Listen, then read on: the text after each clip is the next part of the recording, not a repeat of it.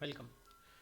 बहुत सारी कंपनीज़ है जो कोई ना कोई प्रोडक्ट बनाती हैं, लेकिन कुछ ही कंपनी है जो प्रोडक्ट सेल कर पाती हैं, और उससे भी कुछ कम कंपनीज़ हैं जो अपने प्रोडक्ट को लोगों के बीच में पॉपुलराइज कर पाती हैं, लोगों के बीच में फेमस कर पाती हैं। वो जिस फंक्शन से करती हैं उसे कहते हैं मार्केटिंग। तो हम अभी चालू कर रहे हैं फंडामेंटल्स ऑफ मार्केटिंग। इसमें chapter 1 introduction to market and marketing. Market और मार्केटिंग में एक सिंपल फ़र्क आप समझ लीजिए। मार्केट क्या होता है? वो प्लेस जहाँ बायर जिसे खरीदना है और सेलर जिसे बेचना है वो मिलते हैं, वो मार्केट होता है। मार्केटिंग पूरी तरह से अलग होती है। क्या होती है अभी देखते हैं। So introduction to market and marketing. हम क्या क्या देखेंगे इसमें? हम इसमें क्या क्या देखेंगे कि मार्केट क्या होता है, उसके क्लासिफिकेशन क्या होता है, मार्केटिंग के कॉन्सेप्ट्स क्या होते हैं, मार्केटिंग इवॉल्व किस तरीके से हुई है, ट्रेडिशनल और मॉडर्न मार्केटिंग क्या होती है, मार्केटिंग के टाइप्स क्या होते हैं, मार्केटिंग क्यों करी जाती है, और इसके एलिमेंट्स क्या क्या रहते हैं, क्या क्या इसके कॉन्स्टिट्यूएंट्स होते हैं, कंपोनेंट्स क्या क्या रहते हैं। उसके बाद इंपॉर्टेंस ऑफ मार्केटिंग, मार्केटिंग का इंपॉर्टेंस क्या क्या है, उसकी लिमिटेशंस क्या है, फंक्शंस क्या क्या है मार्केटिंग के, काफ़ी सारे फंक्शंस होते हैं, अलग अलग लेवल्स के फंक्शन होते हैं। फिर सेलिंग में सिर्फ बेचने और मार्केटिंग करने में क्या फ़र्क है वो हम देखेंगे, और आखिरी में देखेंगे क्या क्वेश्चन इसमें आ सकते हैं। अभी मार्केट की डेफिनेशन हम देख रहे हैं। मार्केट हमने देखा कि जो मार्केट है वो अलग अलग टाइप के लोगों के लिए अलग अलग होता है मार्केट। जैसे अगर कोई हाउसवाइफ है, होम मेकर कोई अगर है, तो अगर कोई होम मेकर है तो उसके लिए जहाँ पे उसके पर्सनल आइटम्स, हाउस होल्ड के आइटम्स जहाँ मिलेंगे वो उसके लिए जगह मार्केट रहेगी। तो बेसिकली लेमन के लिए मार्केट वो होता है जहाँ पर उसे जो चीज़ चाहिए वो चीज़ मिलती है, लेकिन वो बायर के पर्सपेक्टिव से, खरीदने वाले के पर्सपेक्टिव से हम देखते हैं। लेकिन सेलर के पर्सपेक्टिव से अगर देखें तो वो प्लेस जहाँ पर जिसे कोई चीज़ खरीदनी है, किसी को कोई चीज़ खरीदनी है, बेचनी है, और किसी को कोई चीज़ खरीदनी है, तो वो जो जगह है, वो जो प्लेटफॉर्म है, उसे हम कहते हैं मार्केट। ठीक है। अभी लेकिन स्टूडेंट्स के लिए जो मार्केटिंग को समझने की कोशिश कर रहे हैं वो तीन तरीके से मार्केटिंग को इंटरप्रेट कर सकते हैं। तीन कॉन्सेप्ट्स में तीन तरीके से उसको इंटरप्रेट कर सकते हैं। पहला प्लेस कॉन्सेप्ट से, दूसरा एरिया कॉन्सेप्ट से, और तीसरा डिमांड कॉन्सेप्ट से। प्लेस कॉन्सेप्ट क्या कि जो जगह मार्केट कौन सी होती है, जो कन्वीनियंट होती है, जहाँ पे खरीदा और बेचा दोनों जा सकता है किसी चीज़ को। फॉर एग्जांपल, अगर आप किसी घर में रहते हो, आपके घर पे रहते हो, और आपके पास गाड़ी नहीं है, या किसी वक्त आपके पास कोई गाड़ी नहीं है, तो आप ऑटो स्टैंड पे जाते हो। कई बार देखा जाता है कि जो बड़ी सोसाइटीज़ होती हैं या चौक होती है किसी भी सोसाइटी की, उसके पास ऑटो स्टैंड होता है, वो प्लेस कॉन्सेप्ट होता है। तो एक जगह जो कन्वीनियंट है हम सबके लिए, जहाँ बाय और सेलर दोनों आ सकते हैं, वहाँ होता है। एक और एग्जांपल इसका सब्जी का मार्केट होता है, जहाँ से हम जाके पास से खरीद सकते हैं। सेलर के लिए भी कन्वीनियंट है, खरीदने वाले के लिए भी कन्वीनियंट है।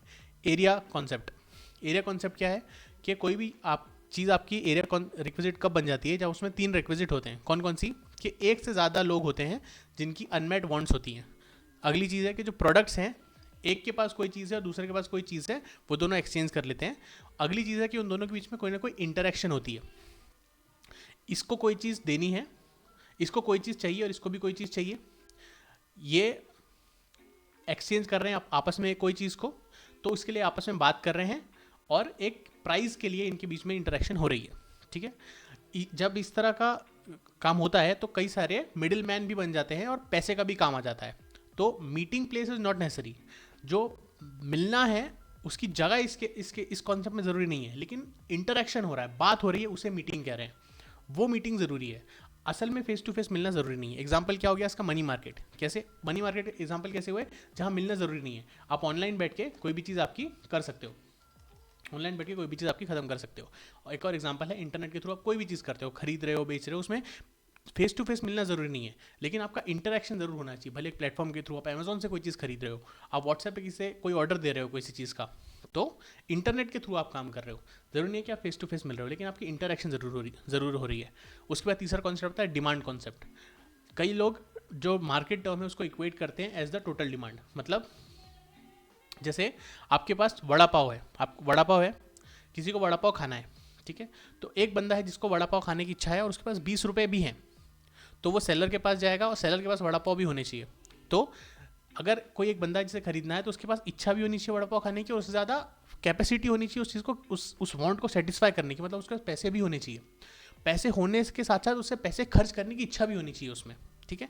तो ये डिमांड कॉन्सेप्ट होता है कि एक ग्रुप ऑफ इंडिविजुअल जिन with a need to satisfy, जिनके पास कोई एक नीड है, एक ज़रूरत है, और पैसा है खर्च करने के लिए, और उनके पास उस पैसे को खर्च करने के लिए इच्छा है, they have the will to spend the money, तब हम उसे कहते हैं as the demand concept of market. जब ये सारे कॉन्सेप्ट्स होते हैं उससे हमें पता चलता है कोई चीज़ मार्केट है या नहीं है। इसके मेन फीचर क्या होते हैं डिमांड कॉन्सेप्ट के, कि मीटिंग प्लेस ऑफ एक्सचेंज एक मैटर ऑफ कन्वीनियंस रहती है। बायर और सेलर जो हैं, बायर्स मतलब जो डिमांड फंक्शन है, सेलर मतलब जो सप्लाई फंक्शन है, ये मार्केट के ही सेम साइड है। जो मीटिंग ऑफ माइंड्स है वो ज़्यादा ज़रूरी है फेस टू फेस मिलने से। मतलब अगर आप बोलते हो कि फेस टू फेस मिलना ज़रूरी नहीं है, आप बोलोगे कि आप मुझे वड़ा पाव दे दीजिए लेकिन 20 की जगह 15 रुपये में दे दीजिए, और अगला भी मान जाए, तो ये जो माइंड मिलना, आप सेम लेवल पे आ गए, सेम थॉट प्रोसेस पे आ गए, सेम प्राइस पे आपने एग्री कर लिया, वो ज़्यादा ज़रूरी है। उसके बाद यहाँ पे हम अज्यूम करते हैं कि फ्री कंपटीशन है बायर्स और सेलर्स के बीच में। मतलब जो बायर है वो भी नेगोशिएट कर सकता है, सेलर भी नेगोशिएट कर सकता है प्राइस में और क्वालिटी वगैरह में, और दोनों को आपस में इस चीज़ का कंपटीशन है। अभी जब कोई फ्री मार्केट सिस्टम रहता है तो जो फोर्सेज और डिमांड और सप्लाई हैं वो डिटरमिन करती है कोई चीज़ का प्राइस क्या रहेगा। लेकिन जब फ्री मार्केट नहीं रहता है, जब फ्री मार्केट नहीं होता है, एग्जाम्पल मोनोपोली मार्केट रहता है, तो एक्सटेंसिव रेगुलेशन, एग्जाम्पल 1 कि कोई मोनोपोली है और दूसरा एक्सटेंसिव रेगुलेशन है गवर्नमेंट के द्वारा। जैसे कि इंडिया में आप आर्म्स नहीं बना सकते हो विदाउट गवर्नमेंट रेगुलेशन। थोड़ी थोड़ी चीज़ों को आज की तारीख में प्राइवेट करा है गवर्नमेंट ने, लेकिन ज़्यादातर चीज़ें प्राइवेट नहीं हुई है। तो इस केस में डिमांड और सप्लाई से प्राइस डिसाइड नहीं होती। लेकिन जब कोई फ्री मार्केट होता है तो जो प्राइस है वो डिसाइड होती है as the function of demand and supply. उसके बाद classification of market, types of markets according to area covered. हम मार्केट को अलग अलग टाइप्स में बांटेंगे on the basis of on different basis. तो पहली बात एरिया। लोकल एरिया क्या होता है? लोकल एरिया जो आपके घर के आसपास की जगह रहती है, यहाँ पर यूनिफॉर्म प्राइसेस रहते हैं, एक जैसे ही प्राइसेस रहते हैं, और पेरिशेबल गुड जो जल्दी खराब हो सकते हैं जैसे कि सब्जी। दूसरा होता है एक नेशनल मार्केट। नेशनल मार्केट मतलब आप कंट्री भर में आपका काम है लेकिन करीब करीब सेम प्राइस है आपका सब चीज़ों की। जैसे डी मार्ट है, डी मार्ट में क्या होता है कि डी मार्ट के जो कप्स होते हैं वो अगर एक डी मार्ट पे 20 रुपये का, तो दूसरी जगह पे भी 20 रुपये का ही मिलेगा। फिर इंटरनेशनल मार्केट। इंटरनेशनल मार्केट क्या होता है? जब मूवमेंट हो रहा है गुड्स का through out all over the world, और वो पूरी दुनिया को एक मार्केट आपको बनाता है, जैसे कि जो आप ऑनलाइन शॉपिंग करते हो वो उसका एग्जांपल हो गया। फिर मार्केट का क्लासिफिकेशन जो मार्शल साहब ने करा, अल्फ्रेड मार्शल साहब को सब लोग जानते हैं जिनने भी इकोनॉमिक्स पढ़ा है, जिन्होंने नहीं पढ़ा अब इकोनॉमिक्स का लेक्चर देख लेना। अल्फ्रेड मार्शल ने मार्केट को क्लासीफाई करा है on the basis of time. कैसे? Very short period market, short period market, long period market and very long period market. So very short period क्या होता है? जैसे दिवाली का मार्केट लग गया, गणेश विसर्जन हो रहा है तो गणेश विसर्जन के बाजू में कोई सिंदूर बेचने के लिए, मोहर बेचने के लिए, तोरण बेचने के लिए मार्केट बन गया, आसपास में गलियों में बन गया, तो वो very short period of market रहता है। शॉर्ट पीरियड जो सीजनल रहता है, लॉन्ग पीरियड जो ईयरली होता है, जो चलता ही रहता है। और वेरी लॉन्ग क्या होता है? लॉन्ग पीरियड मतलब जो कुछ सालों तक चलता है, जैसे कि वो होते हैं हमारे रैलियाँ होती है ना, बड़ी बड़ी रैलियाँ होती हैं, सालों साल चलती। कुंभ कह रहा था मैं, सॉरी मुझे वर्ड याद नहीं आ रहा था। कुंभ का मेला होता है, जब कुंभ का मेला होता है तो वो कई साल में एक बार होता है, तो जब होता है तो उसकी जो पूरी रूट है उसमें मार्केट्स बनते हैं, तो ये ईयरली मार्केट होते हैं। और very long period of time जो कंटिन्यूसली जिनकी सप्लाई चलती रहती है। फिर on the basis of transaction, transaction मतलब एक स्पॉट ट्रांजेक्शन होता है, future transaction. On spot transaction मतलब आपने ट्रांजेक्शन करा, वैसे डिलीवरी दे दी गई। फ्यूचर ट्रांजेक्शन क्या होता है कि ट्रांजेक्शन हुआ और लेकिन उसकी पेमेंट जो है वो बाद में होगी, वो हो गया फ्यूचर ट्रांजेक्शन। फिर कंपटीशन के बेसिस पर एक होता है परफेक्ट मार्केट, एक होता है इम्परफेक्ट मार्केट। परफेक्ट मार्केट को आप स्वर्ग मान लीजिए और इम्परफेक्ट थोड़ा कम स्वर्ग से, याद करने में आसानी होगी। कैसे? परफेक्ट मार्केट क्या होता है? जहाँ बायर्स भी बहुत सारे हैं, सेलर्स भी बहुत सारे हैं, जहाँ पे जो प्राइजेज हैं वो लोएस्ट प्राइस है और होमोजीनियस है, मतलब एक जैसी प्राइजेस है। जो बायर और सेलर है उनको परफेक्ट नॉलेज है, मतलब क्या का प्राइस का भी, क्वालिटी का भी, और कितनी क्वांटिटी में कितना प्राइस देना चाहिए उसका भी पूरा नॉलेज है दोनों लोगों को। किसी में भी प्राइस नॉलेज का इंबैलेंस नहीं है, कोई भी किसी को ठग नहीं सकता है, सबको पूरा नॉलेज है। और फ्री एंट्री और फ्री एग्जिट है मार्केट में। फिर इम्परफेक्ट मार्केट क्या होता है? इम्परफेक्ट मार्केट जो होता है जिसमें प्रोडक्ट सिमिलर होते हैं, आइडेंटिकल नहीं होते, एक जैसे होते हैं, अल्टरनेटिव्स अवेलेबल होते हैं लेकिन एग्जैक्टली सेम नहीं होते, अलग अलग प्राइजेस रहती हैं अलग अलग क्लास ऑफ गुड्स के लिए। फिर और इम्परफेक्ट मार्केट ये अपना प्रैक्टिकल वर्ल्ड है, ये प्रैक्टिकल वर्ल्ड है जिसमें हम जीते हैं। सारा मार्केट इम्परफेक्ट ही होता है, लेकिन उसमें कुछ कुछ शेड्स हम कोशिश करते हैं कि परफेक्ट मार्केट हो जाए। जैसे हम कंपटीशन में रेगुलेशन लाएंगे, जियो अपनी मनमर्जी से प्राइस नहीं डाल पाएगा, सुप्रीम कोर्ट बोलेगा कि आपको प्राइस बढ़ानी पड़ेगी। हम इम्परफेक्ट मार्केट को थोड़ा थोड़ा परफेक्ट बनाने की कोशिश करते रहते हैं, ठीक है। तो प्रोडक्ट जो है वो सिमिलर होनी चाहिए, आइडेंटिकल नहीं होने चाहिए, डिफरेंट प्राइजेस रहती हैं अलग अलग क्लास ऑफ गुड्स के लिए। जो एक्सटेंट है फिजिकल और साइकोलॉजिकल बैरियर्स का मूवमेंट पर रहता है, और कोई परफेक्ट नॉलेज नहीं रहता है गुड्स का, बायर्स और सेलर्स को गुड्स का क्वालिटी और प्राइजेस का। अभी नेचर और गुड्स के हिसाब से कौन कौन से हुए मार्केट, एक तो वो कमोडिटी मार्केट जैसे गुड्स हैं, प्रेशियस मेटल्स है, गोल्ड वगैरह हो गया, बुलियन वगैरह हो गया उसके लिए, और एक होता है कैपिटल मार्केट, मतलब मार्केट फॉर फाइनेंस, यहाँ पे पैसे ट्रेड होते हैं। इसको आपने सब डिवाइड करा तीन इस तरीके में। एक होता है मनी मार्केट, यहाँ पे आप पैसे लेन देन करते हैं, पैसे का लोन पे देते हैं आप चीज़ों को। दूसरा होता है सिक्योरिटीज़ मार्केट, जैसे आप शेयर्स खरीदते हो, डिबेंचर्स खरीदते हो। फिर फॉरेन मार्केट जिसमें करेंसीज ट्रेड होती हैं, अलग अलग करेंसीज भी ट्रेड होती हैं। उसके बाद on the basis of volume of business, एक होता है होलसेल मार्केट और एक होता है रिटेल मार्केट। होलसेल मार्केट क्या होता है, मतलब लार्ज वॉल्यूम ऑफ बिजनेस, और होलसेलर्स में रहते हैं जो लार्ज क्वांटिटी में सीधा सीधा प्रोड्यूसर से खरीद लेते हैं। डीमार्ट एक होलसेल परचेस करता है और रिटेल सेल करता है। फिर रिटेल मार्केट क्या करते हैं, होलसेलर से स्मॉल स्मॉल क्वांटिटीज में लेते हैं और फाइनल कंज्यूमर्स को बेचते हैं। ये बड़ा सिंपल है। अभी marketing concept traditional versus modern. Marketing कोई आज से नहीं हो रही है। मार्केटिंग मतलब वो फंक्शन जिससे आप मार्केटिंग वो फंक्शन होता है जिससे आपने कोई प्रोडक्ट बनाया, उसको आप फाइनल कस्टमर तक जिस तरह से बेचोगे और बेस्ट तरीके से बेच सको, उस पूरे फंक्शन को सम टोटल में हम कहते हैं एज मार्केटिंग फंक्शन। तो मार्केटिंग आज भी हो रही है, पहले भी हो रही थी। तो मार्केटिंग को समझने के लिए हमने उसे दो हिस्सों में बांटा, एक ट्रेडिशनल मार्केटिंग और एक मॉडर्न मार्केटिंग, ट्रेडिशनल मार्केटिंग और मॉडर्न मार्केटिंग। तो मार्केटिंग जो है पहले ऐसा समझा जाता था, पहले के समय में ऐसा समझा जाता था कि मार्केटिंग का मतलब होता है कि ओनरशिप अगर ट्रांसफर हो गई और जो फिजिकल डिस्ट्रीब्यूशन है वो हो गया तो हम कहते हैं मार्केटिंग हो गई। तो marketing is the performance of business activity, आपने बिजनेस एक्टिविटी करी that directs the flow of goods and services from the producer to the consumers. ये डेफिनेशन एक्सेप्टेड थी। इसमें मार्केटिंग में क्या होता था, क्रिएट होती थी यूटिलिटीज। यूटिलिटी का मतलब होता है बेनिफिट्स, कुछ बेनिफिट्स क्रिएट होते थे, जैसे कि प्लेस का, टाइम का और पोजीशन की यूटिलिटी क्रिएट होती थी मार्केटिंग में, होती है मार्केटिंग में। मार्केटिंग ओरिजिनेट कहाँ से होती है, शुरू कहाँ से होती है, marketing originates with the recognition of need on the part of the consumer. Consumer को नीड लगती है कि मुझे ये चीज़ चाहिए, and terminates with the satisfaction of that need. जब वो नीड पूरी हो जाती है तो उसके साथ मार्केटिंग खत्म हो जाती है। By the delivery of usable products at the right time, eight the right place and at the acceptable price. कैसे सेटिस्फाई होती है इसकी वांट, कि उसे जो प्रोडक्ट चाहिए वो उसे मिल जाता है सही वक्त पे, सही जगह पे और सही प्राइस पे। उसके बाद मार्केटिंग की डेफिनेशन क्या है, देखो यहाँ पे 3 डेफिनेशन दी है। ये थोड़ी सी मोरल साइंस वाली डेफिनेशन लगती है, लेकिन ये बहुत ज़रूरी है, आगे चल के आने वाली है। ये बेस्ट डेफिनेशन है, इसको इग्नोर करो, ठीक है। So marketing may be thought of as that phase of business activity. तो बिजनेस एक्टिविटी का एक पार्ट होती है मार्केटिंग, ये तो समझ में आ गया।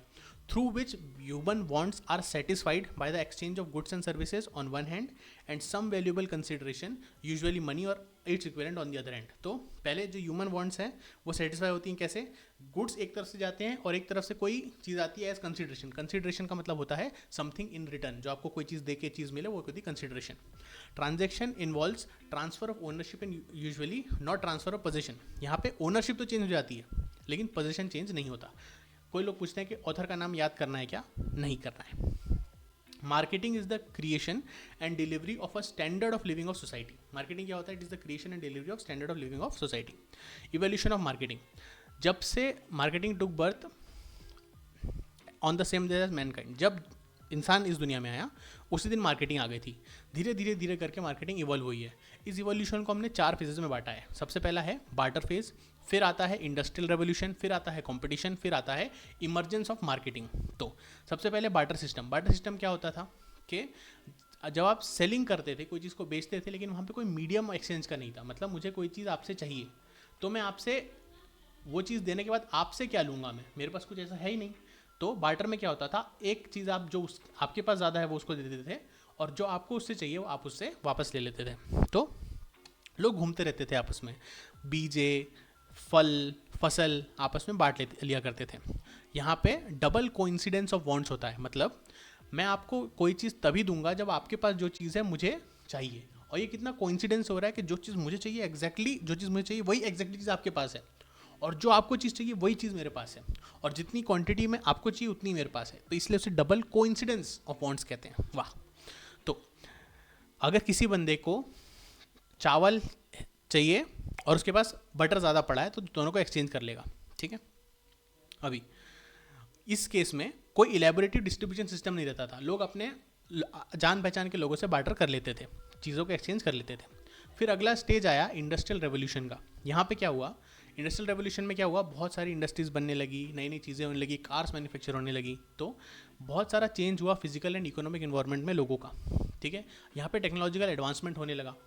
ट्रांसपोर्टेशन और कम्युनिकेशन बढ़ने लगा लोगों के बीच में, जिसकी वजह से मार्केटिंग का जो स्कोप था वो बढ़ गया। मतलब अब लोग थोड़े ज़्यादा बढ़ गए, मास प्रोडक्शन होने लगा, जिससे जो गुड्स थे उनकी प्राइजेस कम हो गई। ठीक है, तो इंडस्ट्रियल रेवोल्यूशन जो हुआ उसकी वजह से लोगों के पास इनकम ज़्यादा बचने लगी, पैसा ज़्यादा बचने लगा, तो लोग खर्च भी ज़्यादा करने लगे। तो खर्च अच्छे गुड्स खरीदने लगे क्योंकि ज़्यादा चीज़ें प्रोड्यूस होने लगी थी। तो अब यहाँ से मार्केटिंग का स्कोप बढ़ गया लोगों के पास, क्योंकि लोगों के पास डिस्पेंसेबल इनकम, पैसा ज़्यादा बचने लगा। फिर कंपटीशन का स्टेज आया। जब इंडस्ट्रियल रेवोल्यूशन हुई उसकी वजह से उसके बाद क्या हुआ कि कंपटीशन बहुत बढ़ गया, क्योंकि हर कोई जो प्रोडक्ट था उसके मैन्युफैक्चरर्स पहले के टाइम में कुछ ही हुआ करते थे, अब उसी प्रोडक्ट के बहुत सारे मैन्युफैक्चरर्स हो गए। और अब ऐसा नहीं है कि सिर्फ लोकल ही मैन्युफैक्चरर्स रहेंगे, ओवरसीज मैन्युफैक्चरर्स भी आने लगे, तो कंपटीशन बहुत ज़्यादा बढ़ गया। अगला स्टेज था कंपटीशन का। उसके बाद आया मार्केटिंग का स्टेज। जैसे ही सेकेंड वर्ल्ड वॉर हुआ उसके बाद जो मार्केट्स है वो पूरी तरह से चेंज हो गए।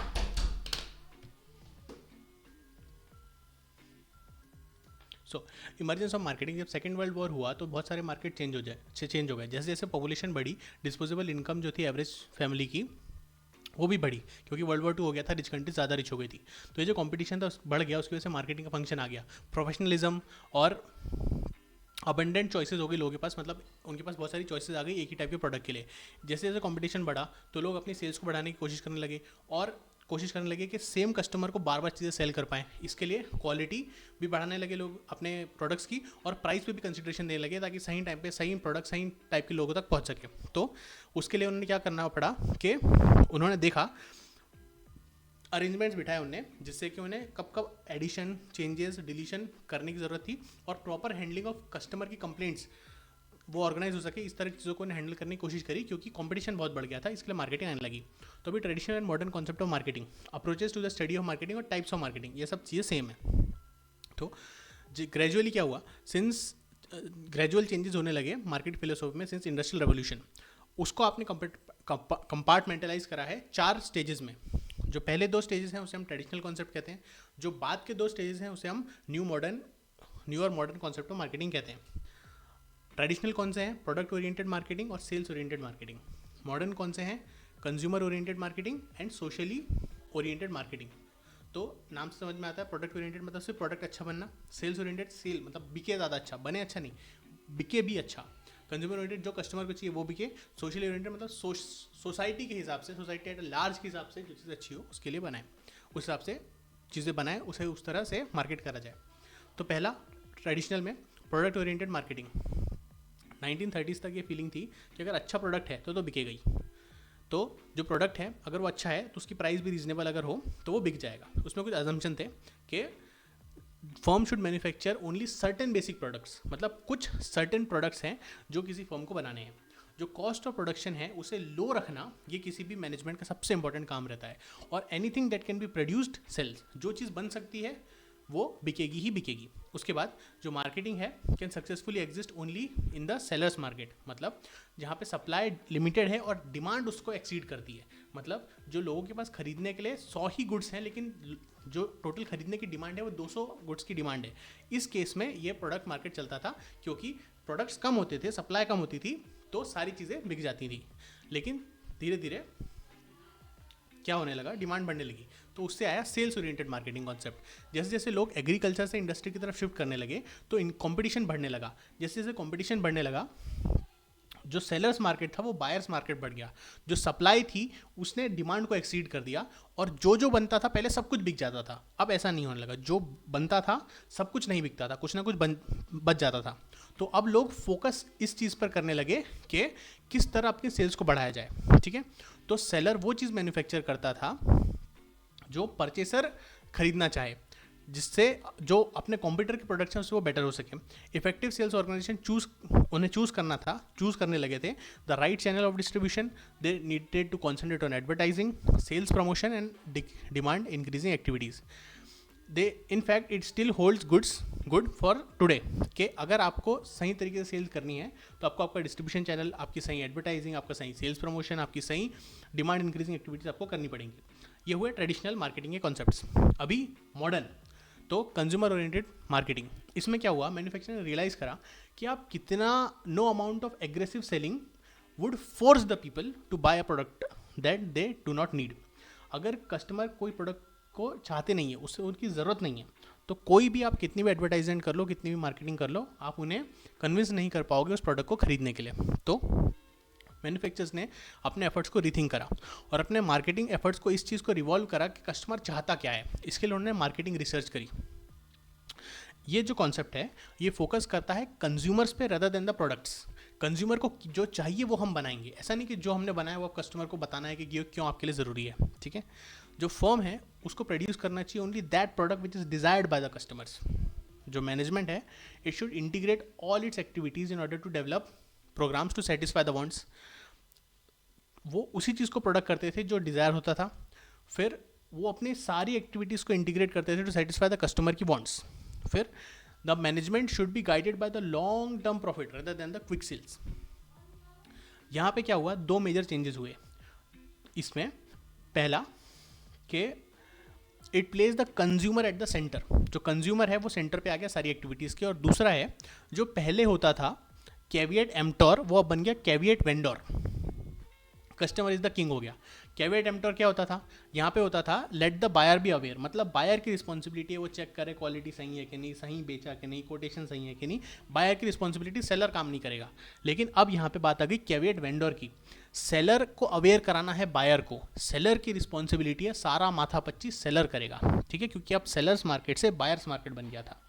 उसके बाद सोशली ओरिएंटेड मार्केटिंग क्या हुआ, एक नया कॉन्सेप्ट आया मार्केटिंग में कि कस्टमर सेटिस्फेक्शन तो ज़रूरी है, उसके साथ साथ सोशल वेलफेयर भी होना चाहिए।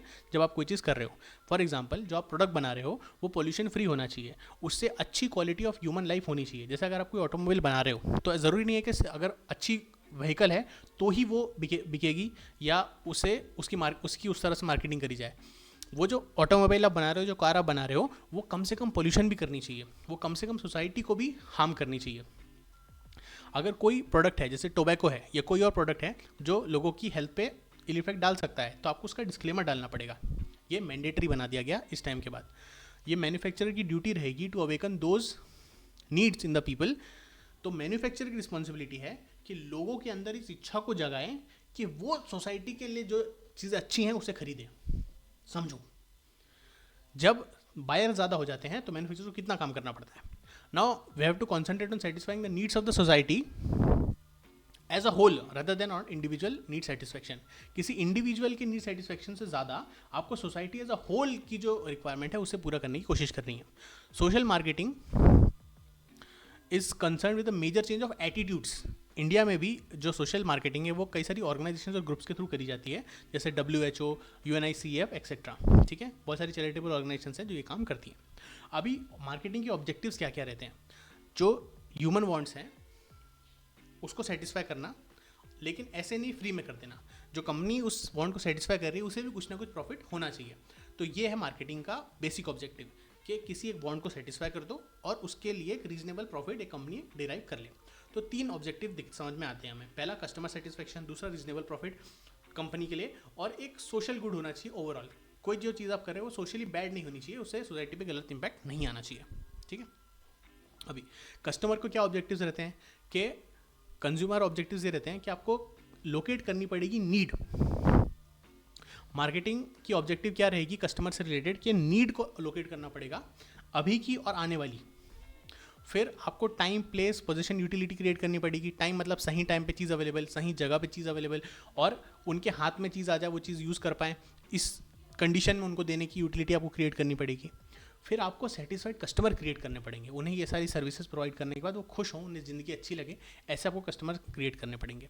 कंपनी के ऑब्जेक्टिव क्या है मार्केटिंग को लेके कि वो सही तरीके की रिसर्च करे ताकि उसे पता चले कि प्रोडक्ट जो बना रहे हैं वो नीड बेस्ड है कि नहीं, उस प्रोडक्ट की ज़रूरत है और वो बना रहे हैं कि नहीं, और अगर कोई नई चीज़ बना रहे हैं तो जो चीज़ की ज़रूरत है वही चीज़ बनाए। Okay, then right kinds of goods are available at the right time, in the right place, in the right quantities, at the right place. Satisfied customer बनाए जो कि कंटिन्यूस पैटर्नेज रहे उनका कंपनी की तरफ, मतलब वो बार बार इसी कंपनी से अलग अलग चीज़ें खरीदते रहे, उनका कंटिन्यूस पैटर्नेज रहे। सोशल ऑब्जेक्टिव्स क्या है, to create consciousness in the customers कि जो आपकी about those needs the satisfaction of which will benefit the society at large. मतलब कस्टमर को कॉन्शियसनेस क्रिएट करनी है उनकी उन नीड्स से जिनके सेटिस्फैक्शन से सोसाइटी का बेनिफिट होता है। मतलब स्पोर्ट्स, हेल्दी लाइफस्टाइल, ऐसी चीज़ें जिससे किसी और का फ़ायदा हो रहा हो, डिप्राइव लोगों का फ़ायदा हो रहा हो, जिसका 2% गर्ल्स एजुकेशन में जा रहा हो, CSR एक्टिविटीज़, इस तरह की चीज़ें। ठीक है, to widely popularise and promote social causes and issues को पॉपुलराइज करने के लिए, ये 3 ऑब्जेक्टिव होते हैं मार्केटिंग के। अभी हम देखेंगे elements of marketing, concepts of marketing और scope of marketing. So I just had a heart break. क्या हुआ? बचा हुआ चैप्टर रिकॉर्ड किया, रेडी किया, फिर देखा कि ऑडियो तो रिकॉर्ड ही नहीं हुआ है, तो अभी यहाँ से वापस से रिकॉर्ड करेंगे। ठीक है, तो एलिमेंट्स या components of marketing, scope of marketing. देखो, मार्केटिंग जो है एक मैनेजरल फंक्शन है जिसमें आप anticipating identification satisfaction of customer needs at reasonable profit to the company. ये क्या है? ये ऑब्जेक्टिव ऑफ द कंपनी है। This is the objective of any company, जो अपने ऊपर देखा था कि नीड पता चले, उसके हिसाब से प्रोडक्ट बने और कंपनी को प्रॉफिट हो। ठीक है, तो मार्केटिंग के 4 मेजर कंपोनेंट्स हैं इसके लिए। एक ऑफर होता है, मार्केट होता है, सिस्टम होता है, फिर फोर्सेज होती हैं। ऑफर क्या होता है? जो कंपनी इंडिविजुअल को, बायर को देती है कि भाई ये चीज़ आप खरीद लीजिए। यहाँ पे क्या होता है? ये प्रपोजल रहता है जो बायर या तो एक्सेप्ट करेगा या तो नहीं एक्सेप्ट करेगा। इसमें सारी जो एलाइड कंडीशन होती है उसमें क्या इंक्लूड करता है? What, when, how, why and through whom to purchase the products. Market क्या होता है? जो sum total of all the potential demand by all the potential buyers, उसे कहते हैं मार्केट। जो पोटेंशियल बायर्स हैं would include all those people जिनको प्रोडक्ट चाहिए, जिनकी इच्छा है प्रोडक्ट की, जिन्हें ज़रूरत है, जिनकी इच्छा है, उनके पास अथॉरिटी है बाय करने के लिए, और मोस्ट इंपॉर्टेंटली उनके पास परचेसिंग पावर है। हमने एक एग्जांपल देखा था वड़ा पाव वाला। वड़ा पाव आपको खाने की इच्छा है तो आपके पास पैसे भी हैं, आपको पता भी है कहाँ से खरीदना है, और आपको उस पैसे खर्च करने की इच्छा है। पैसे होना काफ़ी नहीं है, पैसे खर्च करने की इच्छा भी ज़रूरी है। मार्केट में एक तो टोटल मार्केट होता है और एक सेगमेंट मार्केट भी होता है। सेगमेंट मार्केट छोटे मार्केट होते हैं जो पार्ट होते हैं बड़े मार्केट का।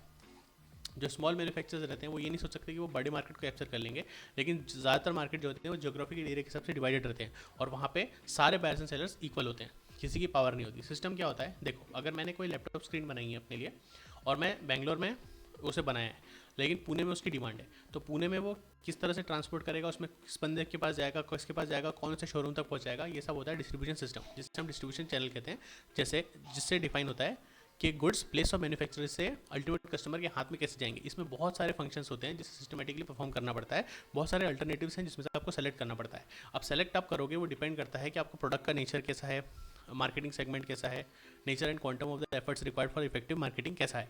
एग्जाम्पल, अगर मैं रोलेक्स वॉच बेच रहा हूँ, 1,00,000 रुपये की वॉच में बेच रहा हूँ, तो मैं उसे रिटेल शॉप में तो नहीं बेचूंगा, मैं उसे एलीट शॉप्स में बेचूंगा, लेकिन अगर मैं कोई 100 रुपये की चीज़ बेच रहा हूँ तो मैं उसे रिटेल स्टोर पे बेचूंगा ताकि मास के पास वो अवेलेबल रहे। अभी फोर्सेस का मतलब क्या होता है? वो इन्वायरमेंट जिसके अंदर हम काम करते हैं। ठीक है, अगर इसमें कोई भी चेंजेस होता है तो बाकी सारे एलिमेंट्स जो हैं वो अफेक्ट होते हैं। ये मोस्ट वॉलेटाइल है of all the elements, this is subject to constant changes. Example समझो, यूएसए में इलेक्शन में मान लो बाइडेन हार जाते हैं, ट्रम्प जीत जाते हैं, उनकी पॉलिसी चेंज होगी और पूरे वर्ल्ड में उसके रिपरकशन जाएंगे क्योंकि पॉलिसी चेंज हो गई, इन्वायरमेंट चेंज हो गया। इसका एग्जाम्पल क्या है? बायर्स की फिलोसफी, बायर्स की सोच चेंज हो गई, इकोनॉमिक कंडीशन चेंज हो गई, गवर्नमेंट का प्रेशर चेंज हो गया। उसके बाद importance of marketing, benefits of marketing क्या है? उसे दो हिस्सों में बांटा, दो कैटेगरीज में बांटा गया। बेनिफिट जो मैन्युफैक्चरर को हो रहे हैं और फिर जो सोसाइटी को हो रहे हैं। अगर इन दोनों को फायदा हो रहा है तो कस्टमर को तो फायदा होगा ही होगा, क्योंकि उससे अच्छे प्रोडक्ट्स मिलेंगे और क्वालिटी प्रोडक्ट भी अच्छे मिलेंगे और प्राइस भी कॉम्पिटिटिव होगा। अब मैन्युफैक्चरर के लिए क्या क्या फ़ायदे हैं कि उसको प्रॉफिट कमा पाता है मैन्युफैक्चरर। बेसिक रीज़न है बिजनेस करने का ताकि वो प्रॉफिट कमा सके। प्रॉफिट कैसे कमाएगा? ताकि कॉस्ट कम हो और उसकी सेल्स बढ़े। सेल्स कैसे बढ़ेगी? जब डिमांड बढ़ेगी। डिमांड कैसे बढ़ती है? प्रमोशनल एक्टिविटी से जो मार्केटिंग करवा के देता है। Marketing is helpful in business planning and decision making. Basic problem manufacturer क्या होता है? उसे नहीं पता होता क्या बनाना है, कब बनाना है, कहाँ बनाना है, कैसे बनाना है, कितना बनाना है और किस कॉस्ट पे बनाना है। ये सब आंसर वो खुद से नहीं दे पाता। उसके लिए वो मार्केटिंग मैकेनिज्म्स को अप्लाई करता है जिससे उसको मार्केट चाहता क्या है, मार्केट की पल्स पता चल जाती है और उसकी प्रॉब्लम्स का सोल्यूशन उसको मिल जाता है। मार्केटिंग क्या होता है? सोर्स ऑफ न्यू आइडिया रहता है। मार्केटिंग में क्या होता है? जो इन्वायरमेंट है जो एवर चेंजिंग है, हमेशा चेंज होती रहती है, तो उसे मार्केटिंग टेक्निक्स को यूज़ करके उसे कंटिन्यूसली स्कैन किया जाता करते रहते हैं बिजनेसेस। तो उन्हें कंटिन्यूसली चेंज करना पड़ता है उनके प्रोडक्शन को, प्राइस को, कॉम्पिटिटिव पॉलिसीज को, depending on the changes in the marketing environment. उसकी वजह से उन्हें नया आइडिया पता चलता है। तो marketing is the source of नया idea. Marketing places the goods in the hands of the ultimate customer. जैसे हमने देखा था कि मैं बेंगलोर में हूँ, फिर महाराष्ट्र में मुझे गुड्स पहुँचाने, तो अगर मैंने उससे बना के रख लिया तो उससे कोई फ़ायदा नहीं होगा। बना के रख लिया, उसकी क्वालिटी अच्छी, उसकी प्राइस बहुत अच्छी है, लेकिन अगर वो कस्टमर के हाथ में ही नहीं गया तो उसका कोई मतलब नहीं। तो it bridges the gap between the producers and the consumers. अभी सोसाइटी को क्या फ़ायदा होगा कि उससे स्टैंडर्ड ऑफ लिविंग बढ़ता है। कैसे बढ़ता है कि जब मार्केटिंग होती है तो जो लोकल मार्केट है वो लोकल मार्केट नहीं रहता, बहुत सारे लोग कॉम्पीट करने लगते हैं, अलग अलग प्रोड्यूसर्स बन जाते हैं सेम प्रोडक्ट या सर्विसेज के लिए। जब ऐसा होता है तो बहुत सारे ऑप्शंस आ जाते हैं, जब ऑप्शंस आ जाते हैं तो प्राइस भी कॉम्पिटेटिव हो जाती है। तो जो चीज़ कभी लग्जरियस हुआ करती थी वो अब नेसेसिटी बन जाती है। तो पीपल्स की एक्सपेक्टेशन बढ़ने लगती है। जब एक्सपेक्टेशन बढ़ने लगती है तो लोगों का स्टैंडर्ड ऑफ लिविंग बढ़ जाता है। फिर मार्केटिंग एम्प्लॉयमेंट प्रोवाइड करती है। एक फंक्शन हुआ था, जो एक स्टडी हुई थी, जिससे पता चला 40% ऑफ द जॉब जो है वो directly indirectly are an impact of marketing. कैसे? उसमें ये माना गया था कि जो सेल्स हो रहा है, सेल्स के अदर फंक्शंस हो रहे हैं, फाइनेंस हो रहे हैं, जो अदर फाइनेंशियल फंक्शंस हो रहे हैं, इन्वेंट्री के जो फंक्शंस हो रहे हैं, वो सब मार्केटिंग का रिजल्ट है। ज़्यादातर जो एम्प्लॉयमेंट है वो इन्हीं सेक्टर्स में है। लोग क्या करते हैं, लोग एमबीए करते हैं मार्केटिंग एंड सेल्स में। फिर market research, wholesale, retail, trade, transport, communication, storing, warehousing, publicity and promotion etcetera examples हैं। मार्केटिंग जो है स्टेबलाइज करता है इकोनॉमिक कंडीशंस को। कैसे? एक स्टेबल इकोनॉमी वो होती है जहाँ पे एम्प्लॉयमेंट ज़्यादा हो, प्राइसेस फ्लेक्सिबल हो, बैलेंस हो प्रोडक्शन और कंजम्पशन में। एक बात को समझो कि प्रोडक्शन और कंजम्पशन में बैलेंस क्यों जरूरी है। अगर प्रोडक्शन और कंजम्पशन में बैलेंस नहीं रहेगा तो प्राइस ऊपर नीचे हो जाएगी। जब प्राइस ऊपर नीचे हो जाएगी तो इन्फ्लेशन ऊपर नीचे हो जाएगा, इन्फ्लेशन बहुत बढ़ जाएगा। जो इन्फ्लेशन बढ़ जाएगा तो डिस्पोजेबल इनकम नहीं रहेगी, डिस्पोजेबल इनकम नहीं रहेगी तो पूरी इकोनॉमी बैठ जाएगी, जीडीपी बैठ जाएगा, क्योंकि लोग खर्चा ही नहीं करेंगे। तो इस चीज़ को ठीक कौन करता है? मार्केटिंग ठीक करता है। इक्वलाइज कौन करता है? मार्केटिंग करता है। कैसे करता है? तो अगर मैं महाराष्ट्र में हूँ, मुझे कर्नाटक में कोई चीज़ बेचनी है, मेरा प्रोडक्ट का प्राइस 100 रुपये, मैं एक बॉटल सेल कर रहा हूँ, 100 रुपये उसका प्राइस है प्रोडक्ट का, और मेरे पास 200 यूनिट है, लेकिन यहाँ पे डिमांड सिर्फ 100 यूनिट्स की, बच गए 100 यूनिट, और यहाँ पे 50 यूनिट है और उस 200 रुपये प्राइस है उसका। तो बचे हुए यूनिट्स को मैं यहाँ पे ट्रांसपोर्ट कर दूंगा, जिसकी वजह से यहाँ पे सप्लाई बढ़ जाएगा, जो पहले कम था। पहले क्या था, डिमांड ज़्यादा था, सप्लाई कम था। अब मैंने सप्लाई बढ़ा दिया तो प्राइजेस भी कम हो जाएंगे। जब प्राइजेस कम हो जाएंगे तो प्रोडक्शन और कंजम्पशन जो है वो मैच हो जाएगा, प्राइस इंक्रीज नहीं होगा। प्राइस इंक्रीज नहीं होगा तो इन्फ्लेशन का इफेक्ट नहीं आएगा, इन्फ्लेशन का इफेक्ट नहीं आएगा तो अल्टीमेट कंज्यूमर जो है वो हैप्पी रहेगा। ठीक है, इस तरीके से मार्केटिंग ज़रूरी इक्वलाइजर की तरह काम करता है, और वो नेशनल इनकम को बढ़ाता है। कैसे? कि वो मेंटेन करता है और इंक्रीज करता है डिमांड को फॉर द गुड्स, और डिमांड बढ़ती है तो प्रोडक्शन बढ़ता है, प्रोडक्शन बढ़ता है तो नेशनल इनकम बढ़ जाती है। लेकिन मार्केटिंग ऐसी नहीं होती, उसके कुछ ना कुछ क्रिटिसिज्म भी है, अनएथिकल प्रैक्टिसेस हैं, जैसे कि अनएथिकल प्रैक्टिसेस और इनएफिशिएंसीज है मार्केटिंग में, जो जिसमें से कुछ हैं। मार्केटिंग जो है वो कॉस्ट बढ़ा देती है। हमने देखा कि जो right time, right place, to the right person चीज़ों को पहुंचाने की इच्छा होती है मैन्युफैक्चरर्स के लिए, उसको उनको रिसर्च करनी पड़ती है। जब वो रिसर्च करते हैं तो उसका जो प्राइस होता है, उसका जो कॉस्ट होता है, वो कौन बियर करता है? जो फाइनल प्रोडक्ट आपने बनाया उस पे जाता है, तो प्राइस बढ़ जाती है प्रोडक्शन सर्विसेज की। जो मार्केटिंग है वो मिस एलोकेट करता है इकोनॉमिक रिसोर्सेज को। जो मार्केटिंग है वो फोकस करती है उन चीज़ों पे जो कंपनीज को प्रॉफिट प्रोवाइड करें। इसलिए हम देखते हैं कि मार्केट में कई सारी luxurious car, TV sets, air conditioners हैं, लेकिन पब्लिक स्कूल्स, हॉस्पिटल्स वो सब नहीं है, क्योंकि वो प्रॉफिटेबल नहीं है। मार्केटिंग क्रिएट करती है नीड को। ये डिसएडवांटेज क्यों है? क्योंकि हमने पहले देखा था मार्केटिंग का काम क्या है कि कस्टमर की जो नीड है उसे आइडेंटिफाई करे और उसके हिसाब से प्रोडक्ट बने, मतलब कस्टमर किंग है। लेकिन अभी क्या हो रहा है, मार्केटिंग आर्टिफिशियल नीड क्रिएट करती है लोगों के बीच में। बहुत सारे लोग हैं जो एप्पल आईफोन खरीद रहे ईएमआई पे खरीद रहे, कितना 10-10 हज़ार रुपये मंथली ईएमआई पे खरीद रहे, पैसे है नहीं, ईएमआई पे आईफोन लेके चल रहे हैं। पिघल जाने दो ग्लेशियर, ये साले डूब के मर जाएंगे, क्या ज़रूरत है इसकी? ये मार्केटिंग का फंक्शन है, उसकी एक नीड क्रिएट कर दी गई है और लोग उसकी वजह से काम कर रहे हैं, जो कि गलत है। जो कस्टमर को नीड है उसके हिसाब से मार्केटिंग होनी चाहिए। मार्केटिंग हो रही है नीड बनाने के लिए, वो गलत है। मार्केटिंग जो है वो ह्यूमन लाइफ को कमर्शियल बना देता है। कैसे? एक मैन्युफैक्चरर है, उसने अपने एक बायर को गुड्स सेल करे, उसके बाद वो बंदा उसका डिस्ट्रीब्यूटर बन गया, उसने 4 लोगों को दिए, ये सब पहले बायर थे। फिर अब ये सब भी डिस्ट्रीब्यूटर बन गए, इन्होंने 4 लोगों को बेचा, इन लोगों के 4 लोगों को बेचा, इन्होंने 4 लोगों को बेचा, ये, और फिर ये सब भी डिस्ट्रीब्यूटर बन गए। तो इस तरह से वो पिरामिड स्कीम जो है वो चलती रहेगी। तो वो बायर्स की लाइफ को कमर्शियल कर देता है और सब लोग कमीशन के पीछे पड़े रहते हैं अपनी अपनी, तो बायर नहीं रह जाता। Marketing involves too much competitive promotion. क्या होता है, मैं आपको एग्जांपल देता हूँ। कोको कोला और पेप्सी के एडवर्टीजमेंट वॉर्स आप देखिएगा यूट्यूब पे, बहुत एक्सटेंसिव और बहुत कॉम्पिटिटिव एडवर्टीजमेंट ये लोग एक दूसरे के खिलाफ पहले बनाते थे। इससे कुछ गेन नहीं होता था एक दूसरे को, लेकिन अगर सामने वाले ने बनाया तो आपको रिप्लाई देना पड़ता है मार्केटिंग के लिए, वरना आप हारे हुए माने जाते हो। इसमें बहुत कॉस्ट आती है कंपनी को और कोई खास गेन होता नहीं है, इससे कॉस्ट बढ़ती है प्रोडक्ट की। मार्केटिंग जो है वो इग्नोर करती है एथिकल और मोरल कंसिडरेशन को। मार्केटिंग क्या करती है, आर्टिफिशियल और मटेरियलिस्टिक वैल्यूज़ की marketing creates materialistic and artificial value only to satisfy the physical needs. Marketing usually क्या होती है, ऑफेंसिव, मिसलीडिंग, अनट्रस्टफुल होती है और most of the advertisement is unethical. Marketing जो है वो एडवर्सली इन्फ्लुएंस करती है इन्वायरमेंट को। कैसे? जो डिस्पोजेबल पैकेजेस हैं जो बड़ी सिटीज़ बनाती हैं, नॉन बायोडिग्रेडेबल आइटम्स हैं वो बनाती हैं।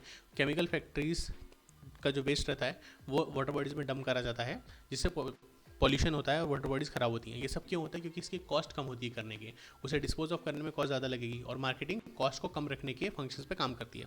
ठीक है, मार्केटिंग जब से ह्यूमंस है तब से है, तो हमें डिसाइड करना पड़ेगा कि हम किस तरह की मार्केटिंग अपने लिए चाहते हैं।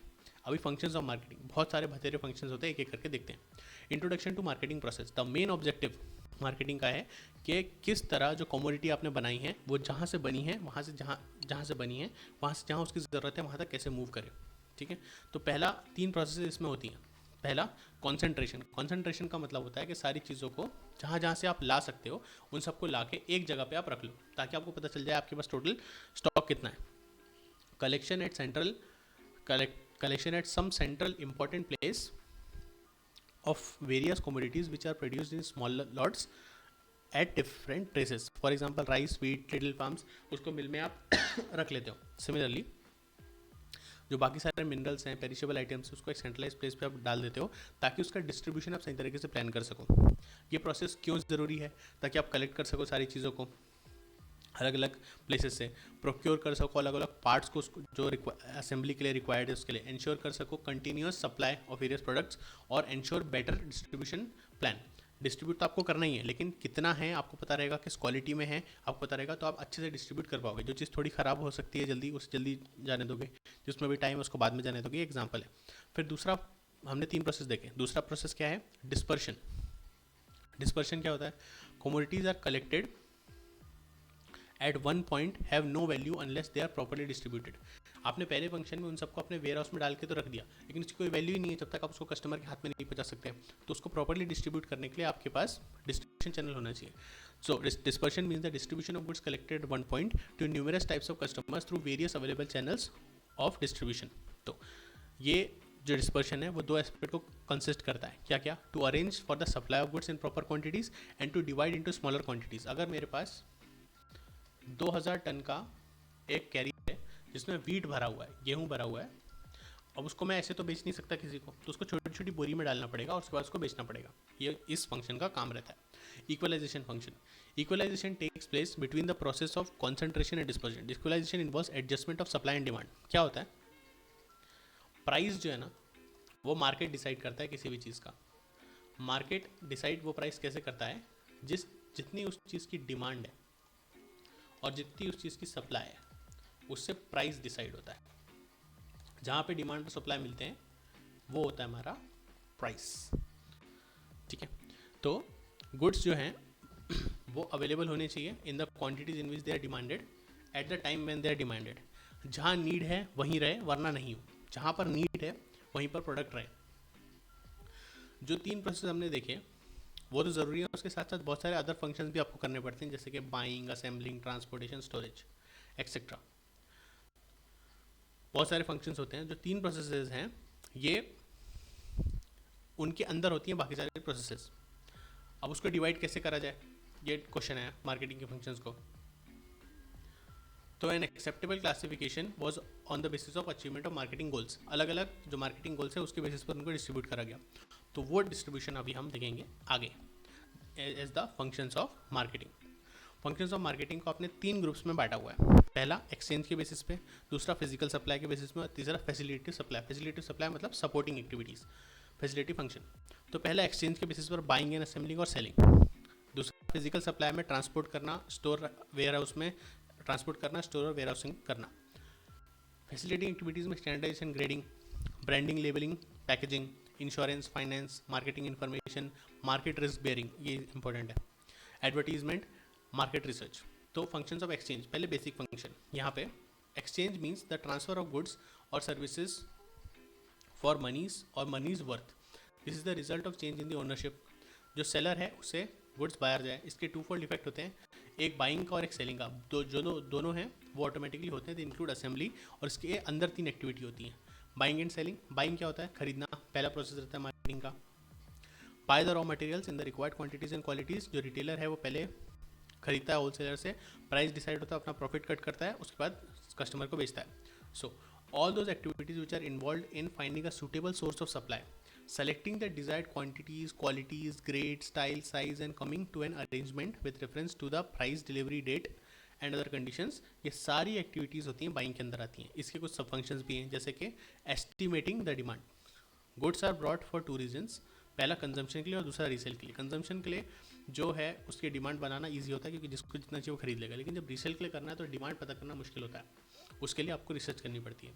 सेकेंड है selection of customer oriented goods, मतलब it is said that goods well bought are half sold. जब आप गुड्स को खरीद रहे हो आगे बेचने के लिए, मतलब जब रॉ मटेरियल खरीद रहे हो तो उसकी क्वालिटी, उसका प्राइस, इस तरीके से उसको खरीदो कि जो फाइनल कस्टमर को चाहिए उस तरह से खरीदो। अगर आप घर बना रहे हो तो आप ताला, वायर की क्वालिटी, सीमेंट की क्वालिटी वैसी लगाओगे जैसा आपका कस्टमर चाहता है। अगर आप ऐसी नहीं करोगे तो कस्टमर सेटिस्फाइड नहीं होगा। तीसरा, सिलेक्शन ऑफ सप्लायर। कोई भी ऑर्गेनाइजेशन का काम अच्छे से चल सकता है अगर वो अपने सप्लायर को केयरफुली चूज़ करे, केयरफुली एक्सिक्यूट करे अपने हर स्टेप को, क्योंकि पूरा जो एक्टिविटी है वो डिपेंडेंट होता है सप्लायर के ऊपर। वो सही क्वांटिटी, सही क्वालिटी की चीज़ें सही प्राइजेस पे रेगुलरली और रिलायबली आपको ऑफर करता है, सप्लाई करता है, तभी जाके आप काम कर पाते हो। फिर नेगोशिएशन, पहले आपने सप्लायर को सेलेक्ट कर लिया, उसके बाद आपको नेगोशिएट करना पड़ेगा फाइनल टर्म्स, क्या क्वांटिटी रहेगी, क्या प्राइस रहेगी, क्या मोड ऑफ पेमेंट रहेगा, वो सब, कितना रिस्क कवरेज रहेगा, इंश्योरेंस कितना रहेगा और कौन बियर करेगा। एंटरिंग इनटू अ कॉन्ट्रैक्ट, जब सारी चीज़ें डिसाइड हो गई तो आपको बायर के साथ कॉन्ट्रैक्ट करना पड़ेगा। यहाँ पे पूरा सेल हो जाएगा और ओनरशिप ट्रांसफर हो जाएगी from the seller to the buyer. Buying हो गया। फिर assembling, assembling is an aid to the function of buying. जितने भी आपने परचेज करे आपने उसको एक सेंट्रल लोकेशन पे डाल दिया, ये हम पहले देख चुके हैं कॉन्सेंट्रेशन फंक्शंस। इसको करने के रीजंस क्या क्या रहते हैं? To meet the demand of the buyers, to make adequate business, to provide adequate business to the middleman, to aid the process of manufacturing, to make transportation and storage economically, to relieve the manufacturers from the problems of material shortages। ठीक है, पहला function हो गया buying का। फिर selling function, selling function क्या होती है? The efficiency of selling is the most important factor that affect the existence of the firm. Prime objective क्या होता है किसी ऑर्गेनाइजेशन का? कि वो प्रॉफिट बनाए, और प्रॉफिट बनाने के लिए उसको इफेक्टिवली एफिशिएंटली सेल करना पड़ता है। प्रोडक्शन एक लार्ज स्केल पे जब आप करते हो, प्रोडक्शन करना वो इजी होता है, लेकिन लार्ज स्केल पे सेलिंग करना बहुत मुश्किल होता है, क्योंकि हर चीज़ को, हर एक्सचेंज को आपको इंपॉर्टेंस देना पड़ता है और वो बहुत डिफिकल्ट होता है। तो उसके कुछ एलिमेंट्स होते हैं सेलिंग के। सबसे पहली बात, प्रोडक्ट प्लानिंग एंड डेवलपमेंट। जो प्रोडक्ट है अगर वो अनसेटिस्फैक्ट्री है तो कोई नहीं खरीदेगा। जो आपका प्रोडक्ट है वो एकदम क्वालिटी होना चाहिए, बहुत मस्त होना चाहिए आपको प्रोडक्ट, और इसके लिए आपको क्या क्या टेक इनटू अकाउंट करना पड़ता है। जो रिक्वायरमेंट और नीड है फाइनल कस्टमर के, वो जो quantity, quality, time, price, price etcetera की रिक्वायरमेंट है वो। Marketing, the act of marketing out and supervising the search, screening, development and commercialisation of new products, the modifications of existing lines and discontinuance of marginal and profitable items. ये सारी चीज़ों को product planning में डालना पड़ता है। Product कैसा बनेगा? प्रोडक्ट ऐसा बने जो नीडेड है और डिमांडेड है, और उसे ही आगे बढ़ाया जाए उस, और अगर उसमें कोई चीज़ सही नहीं है तो उसको इंजीनियर करके डिज़ाइन करके चेंज करा जाए। उसके बाद क्रिएटिंग ऑफ डिमांड, आपने प्रोडक्ट बना लिया, लेकिन इंपॉर्टेंट एस्पेक्ट है बेचने से पहले आपको उस चीज़ की डिमांड बढ़ानी है, उसके लिए आपको सेल्स प्रमोशन करना पड़ेगा, उसके लिए आप डिमांड क्रिएशन करते हो। तो सारी एक्टिविटीज़ जो कस्टमर को इन्फॉर्म करते हो, उसको अपडेट करते हो, उसको याद दिलाते रहते हो कि नया प्रोडक्ट बना है, आने वाला है।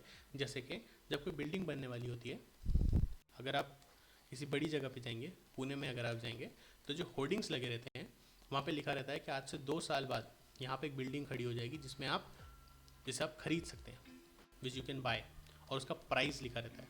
तो आप क्या करते हो? आप उसकी डिमांड क्रिएट कर रहे हो, बिल्डर उसकी डिमांड क्रिएट कर रहा है। Establishing the contact with the buyer, आप बायर से कॉन्टैक्ट स्टैब्लिश करना है, एक कॉर्डियल रिलेशन मेंटेन करना है, ताकि, और कंटिन्यूसली होते रहना चाहिए, ताकि बायर आपसे टच में रहे, आपको बता रहे उसकी नीड क्या है, और अगर उसे बाद में कोई डिमांड आए तो आप उसे सेटिस्फाई कर सके। नेगोशिएशन, आपने बायर से कॉन्टैक्ट स्टैब्लिश कर दिया, आप डिस्कशन करो, टर्म्स को फाइनल करो कि क्या क्वांटिटी, क्वालिटी, प्राइस आपको चाहिए, क्या मोड ऑफ ट्रांसपोर्ट आपको चाहिए, क्या रिस्क कवरेज आपका है।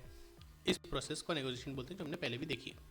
फिर एंटरिंग इनटू द कॉन्ट्रैक्ट, जैसे हमने सप्लायर के साथ पहले सारी टर्म्स डिसाइड करी थी, उसको सेलेक्ट करा था, फिर कॉन्ट्रैक्ट में हम गए थे, वैसे ही हम अब फाइनल कस्टमर के साथ कॉन्ट्रैक्ट में जाएंगे और ओनरशिप ट्रांसफर कर देंगे। इवन तो जो बाइंग और सेलिंग फंक्शन है उसको आप स्टडी एनालाइज करते हो टू डिफरेंट फंक्शंस, लेकिन वो असल में कॉम्प्लीमेंट्री एक दूसरे के, वो they are two sides of the same coin. फिर फिजिकल फंक्शन, सेकेंड वाला फंक्शन। So functions of physical supply, अभी तक हमने देख लिया बाइंग सेलिंग के फंक्शंस, फिर फिजिकल सप्लाई के फंक्शंस। पहला है ट्रांसपोर्टेशन। इसमें क्या होता है, फिजिकल मूवमेंट्स होती है गुड्स की from the place from which on which they are made to the place in which they are required. जहाँ पे उनकी ज़रूरत है वहाँ तक उसको पहुँचाने का जो फंक्शन है वो ट्रांसपोर्टेशन आता है। इसमें क्या होगा, सही चीज़ों को चूज़ करना, सही डिस्ट्रीब्यूशन चैनल को चूज़ करना, सही तरीके से सही क्वांटिटी में, सही यूजेबल क्वालिटी में गुड्स को डेस्टिनेशन तक पहुंचाना। ठीक है, ये रेवोल्यूशन जो था ट्रांसपोर्टेशन के, इसकी वजह से नई मार्केट बने और जो वर्ल्ड का साइज़ था उसे कम कर दिया, सब चीज़ें कनेक्टेड हो गई। उसके बाद जो स्पीड और एफिशिएंसी है और different modes of transport, it made different varieties available at cheaper rates. जो मॉडर्न सिस्टम्स है ट्रांसपोर्टेशन के, वो कई वेज में मार्केटिंग को असिस्ट करते हैं, जैसे कि वो प्रमोट करते हैं वेल्थ जनरेशन को, पैसा बनाने को वो प्रमोट करते हैं। इससे एनकरेज होता है division of labour and specialisation. जो चीज़ लेबर की है वो लेबर करे और जो चीज़ स्पेशलाइज लोगों को करनी है, जिसमें एनालिटिकल चीज़ें लगेंगी, वो एनालिटिकल लोग करें।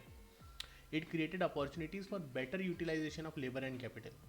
इससे अपॉर्चुनिटीज़ बनी ताकि जो लेबर है और कैपिटल है, कैपिटल मतलब जो पैसा लग रहा है, उसको अच्छी तरीके से यूज़ करने के लिए अपॉर्चुनिटीज़ कैसे, कि जो इंसान की एक्सपर्टीज़ है किसी काम में वो उस काम को करे, और जो आप पैसा लगा रहे हो ट्रांसपोर्ट व्हीकल्स में वो आप सही तरीके से यूटिलाइज कर पाओ, क्योंकि अब आपको लेबर की टेंशन नहीं है। इसने रिजल्ट करा in widening of the existing market and creation of new ones, thus the development of distant markets of the world. Functions of transportation क्या है, कई फंक्शंस होते हैं ट्रांसपोर्टेशन के। सबसे पहली बात, प्रोडक्शन को फैसिलिटेट करना। एक ऑर्गेनाइज ट्रांसपोर्टेशन सिस्टम जो आपके पास रहता है ना, तभी आप रॉ मटेरियल और कंपोनेंट्स जो फिनिश गुड्स को बनाने के लिए लगते हैं वो आप टाइम से अपने पास ला सकते हो और आगे का प्रोडक्शन कर सकते हो। ट्रांसपोर्टेशन सिस्टम अगर अच्छा रहता है तो वो फैसिलिटेट करता है growth of the market for perishable products, जैसे कि मिल्क हो गया, मीट हो गया, वेजिटेबल्स, फ्रूट्स, फ्लावर्स एक्सेट्रा, जो खराब हो जाते हैं, जिसकी शेल्फ लाइफ बहुत ज़्यादा नहीं होती, तो उसको स्टोर करके रखना पड़ता है, फ्रीज करके रखना पड़ता है, अलग अलग तरीके से रखना पड़ता है, ऑयल को कैंस में रखना पड़ता है। फिर ट्रांसपोर्टेशन जो है वो प्लेस यूटिलिटी बनाता है। प्लेस यूटिलिटी का क्या मतलब है कि कोई चीज़ अगर कहीं पाई जाती है लेकिन उसकी रिक्वायरमेंट कहीं बहुत दूर है, तो जहाँ उसकी रिक्वायरमेंट है वहाँ उसे पहुँचाया जा सकता है। ठीक है, transportation raises the standard of living for the people. कैसे, लोग जो हैं उन्हें गुड्स जो हैं अलग अलग पार्ट में लगते हैं, और स्पेशलाइज गुड्स जो होते हैं एडवांस टेक्नोलॉजी के साथ बनते हैं, जो बनते हैं उससे लोगों का स्टैंडर्ड ऑफ लिविंग इंक्रीज होता है। कैसे, क्योंकि अगर कोई बंदा एक प्रोडक्ट को यूज़ कर रहा था जिससे उसको 100 रुपये का फ़ायदा हो रहा था, लेकिन अब उसका सब्सिट्यूट बी को यूज़ करता है जो कहीं और डिस्टेंट प्लेस पे बनता था, लेकिन अब वो ट्रांसपोर्ट करके आपके पास आ जा रहा है, जो सिर्फ 50 रुपये में आपको मिल जाता है, उसकी क्वालिटी भी अच्छी है, तो उसके पास पैसा ज़्यादा बचता है और जो एक्सपेक्टेशन है उसकी वो आगे के लिए और बढ़ जाती है, क्योंकि वो अच्छे प्रोडक्ट यूज़ करता है, तो स्टैंडर्ड ऑफ लिविंग और बढ़ जाती है। ट्रांसपोर्टेशन हेल्प करता है प्राइजेस को इक्वलाइज करने के लिए। कैसे, हमने पहले भी एग्जांपल देखा था, अगर आप किसी एक जगह पर हो जहाँ पे सप्लाई ज़्यादा है और डिमांड कम है, तो वहाँ पे क्या होगा, प्राइजेस बहुत कम रहेंगी। और कोई ऐसी दूसरी जगह है सेम प्रोडक्ट के लिए, सेम प्रोडक्ट ए प्रोडक्ट है उसके लिए, जहाँ पे डिमांड बहुत ज़्यादा है और सप्लाई बहुत कम है, तो जहाँ पे सप्लाई ज़्यादा है यहाँ से आप हटा के जो एक्सेस गुड्स है उसको यहाँ पहुँचा दो, ताकि दोनों जगह पे प्राइसेस जो है वो सेम हो जाएंगी। ठीक है, एम्प्लॉयमेंट अपॉर्चुनिटीज़ प्रोवाइड करता है ट्रांसपोर्टेशन। बहुत सारे लोग हैं जो ट्रांसपोर्ट व्हीकल्स चलाते हैं, गुड्स ट्रांसपोर्ट एजेंट्स होते हैं। जीएसटी में आप जीटीए पढ़ते हो, गुड्स ट्रांसपोर्ट एजेंसी जो होती है, उसको ऑप्शन रहता है कि वो आरसीएम में जाए या एफसीएम में। तो ये जो सारी चीज़ें रहती हैं, ट्रांसपोर्टेशन जो है एम्प्लॉयमेंट अपॉर्चुनिटीज़ प्रोवाइड करता है। फिर मोड ऑफ ट्रांसपोर्ट कौन कौन से होते हैं, बचपन से पढ़ रहे हैं हम लोग। लैंड ट्रांसपोर्ट होता है, उसके दो टाइप होते हैं, एक तो रोड ट्रांसपोर्ट, एक रेलवे ट्रांसपोर्ट। रोड ट्रांसपोर्ट मतलब ग्राउंड से आप जाते हो, animal, crafts, cars, buses, trucks, ज़्यादातर ट्रक्स और ट्रैक्टर्स को यूज़ करा जाता है, बसेस को यूज़ करा जाता है। ये ओल्डेस्ट टाइप ऑफ ट्रांसपोर्टेशन है और बहुत वाइटल रोल है इसका इंटरनेशनल ट्रेड के एक्सपेंशन के लिए। जो ये लेस एक्सपेंसिव रहता है रोड ट्रांसपोर्ट, और इसमें मेंटेनेंस कॉस्ट कम लगती है। ठीक है, ये क्विक रहता है, कन्वीनियंट रहता है और फ्लेक्सिबल रहता है काम करने के लिए। ठीक है, इससे आप last point connectivity road transport के थ्रू ही ला सकते हो। दूसरा कौन सा है, रेलवे ट्रांसपोर्ट। रेलवे ट्रांसपोर्ट क्या है, कोई भी इकोनॉमी में सबसे इंपॉर्टेंट होता है रेलवे ट्रांसपोर्ट। जैसे कि इंडिया में most effective mode of transport कौन सा है? Railway transport. इसमें हैवी कैपिटल एक्सपेंडिचर लगा होता है और हाई ऑपरेशनल कॉस्ट रहती है। इंडिया में जो रेलवेज हैं वो नेशनलाइज पब्लिक यूटिलिटीज़ हैं, कई कंट्रीज़ में प्राइवेट भी होती हैं रेलवेज। जो रेलवेज हैं उनकी कैरिंग कॉस्ट बहुत ज़्यादा होती है और वो ट्रांसपोर्ट कर सकती हैं चीज़ों को बहुत तेज़ स्पीड पे और हाई पंचुअलिटी के साथ। इंडिया में ये पंचुअलिटी तो वैसे होती नहीं है, पर पहले नहीं थी, लेकिन आज की तारीख में गवर्नमेंट ऑफ इंडिया ने फ्रेट कॉरिडोर बना दिया है जिसमें सिर्फ स्पेसिफिक बिजनेस की चीज़ें इधर से उधर जाती हैं, जिसमें हॉल्ट नहीं होते, जिसकी वजह से पंचुअलिटी बढ़ गई है, जिससे उसकी स्पीड और डिपेंडेंसी इस फॉर्म की बढ़ गई है। उसके बाद आया वाटर ट्रांसपोर्ट। वाटर ट्रांसपोर्ट क्या चीपेस्ट फॉर्म ऑफ ट्रांसपोर्ट है। यहाँ पे नेचुरल वाटर रिसोर्सेज के थ्रू आप गुड्स को ले जाते हो, शिप्स में, बोट्स में, टैंकर्स में भर के। कई सारी इंटरनेशनल रिस्ट्रिक्शन इसमें होती हैं और अगर आप किसी कंट्री के टेरिटोरियल वाटर में चले जाओगे बिना उनकी परमिशन के तो आप पे फाइन वगैरह भी लग सकता है, उनकी परमिशन आपको पहले लेनी पड़ती है, ठीक है। फिर आता है एयर ट्रांसपोर्ट। एयर ट्रांसपोर्ट क्या है? ये लेटेस्ट मोड ऑफ ट्रांसपोर्टेशन बना है, खासकर पेरिशेबल गुड्स के लिए बहुत अच्छा रहता है, जैसे कि फ्लावर्स, वेजिटेबल्स जो है ये बहुत हाई स्पीड पे ट्रांसपोर्ट कर सकता है गुड्स को एक जगह से दूसरी जगह पे, और इसकी कॉस्ट बहुत ज़्यादा हाई रहती है और लिमिटेड कैपेसिटीज़ की लेकिन रहती है। एयरक्राफ्ट को, एयरवेज को यूज़ करा जाता है इसके लिए।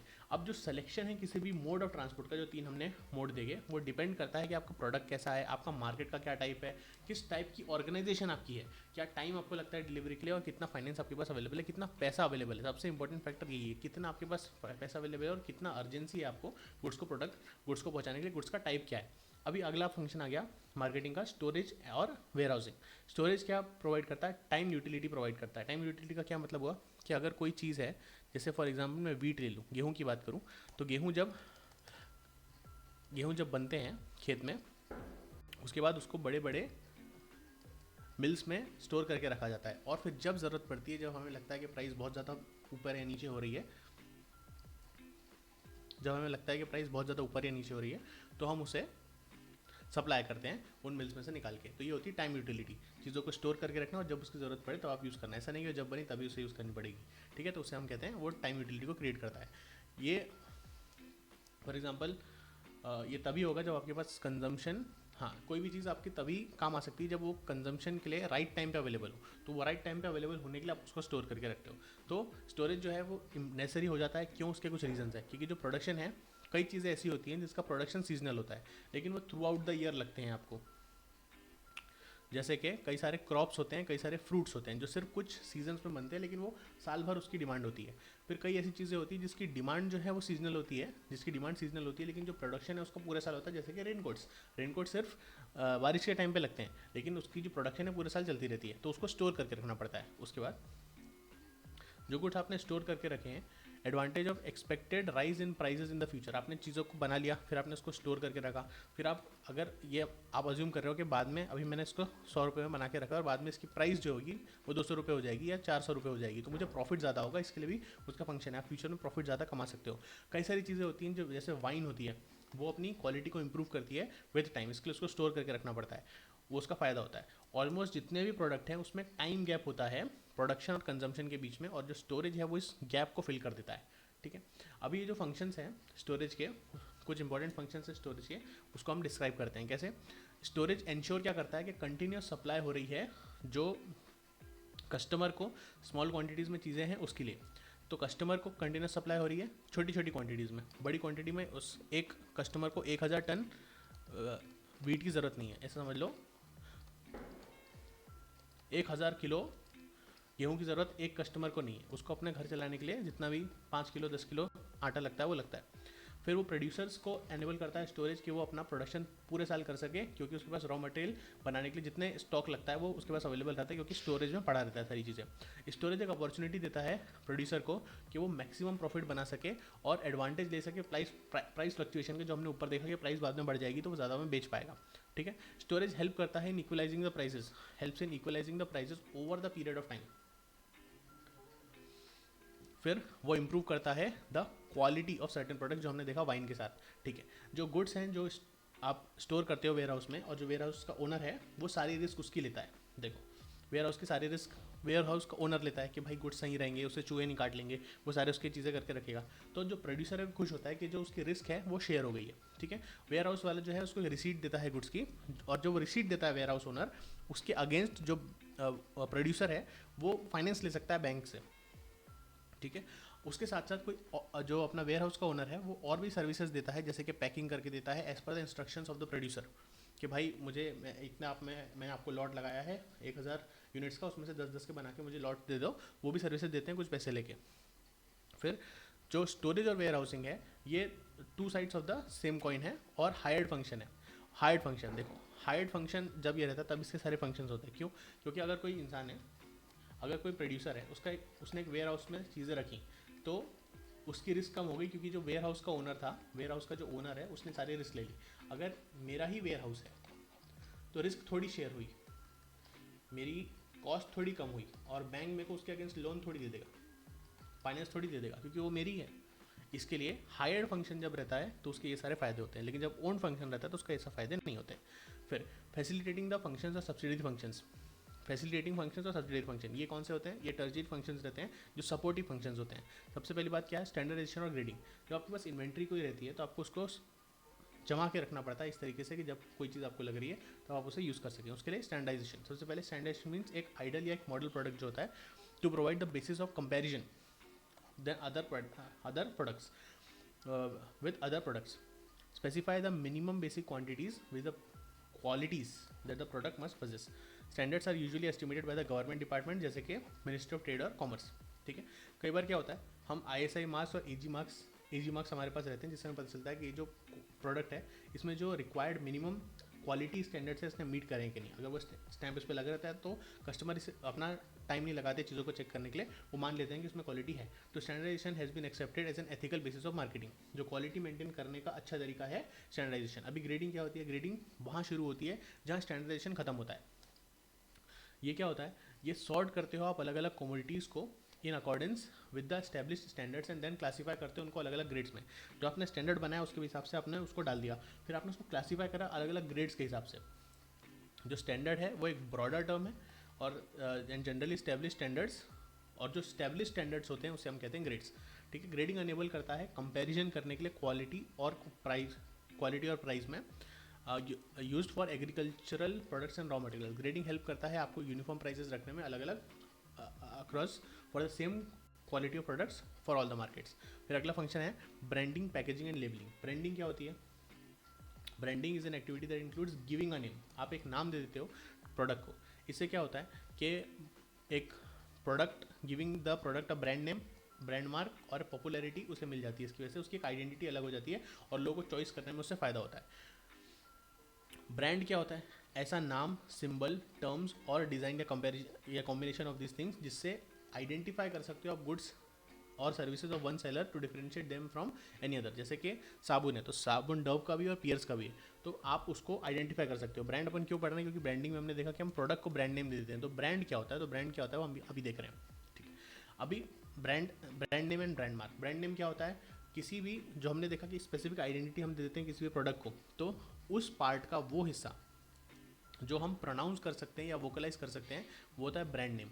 जैसे कि व्हील सोप, फिर उस ब्रांड का वो वाला पार्ट जो सिंबल्स में होता है, मार्क में होता है, जो आप देख के रिकॉग्नाइज कर सकते हो, वो होता है उसका ब्रांड मार्क। जैसे कि 4 चूड़ी दिख रही है तो मतलब वो ऑडी की गाड़ी है। फिर ट्रेडमार्क क्या होता है? जब कोई ब्रांड नेम, आपने देखा ब्रांड नेम क्या होता है, हमने ऊपर देखा, ब्रांड नेम जो होता है उसको आप रजिस्टर कर लेते हो और लीगलाइज कर लेते हो तो वो एक ट्रेडमार्क बन जाता है। सारे ट्रेडमार्क जो होते हैं वो ब्रांड्स होते हैं, लेकिन सारे ब्रांड्स जो हैं वो ट्रेडमार्क नहीं होते, क्योंकि जो ब्रांड्स में आप लीगली उसे रजिस्टर कर लेते हो वो जाके ट्रेडमार्क बन जाता है।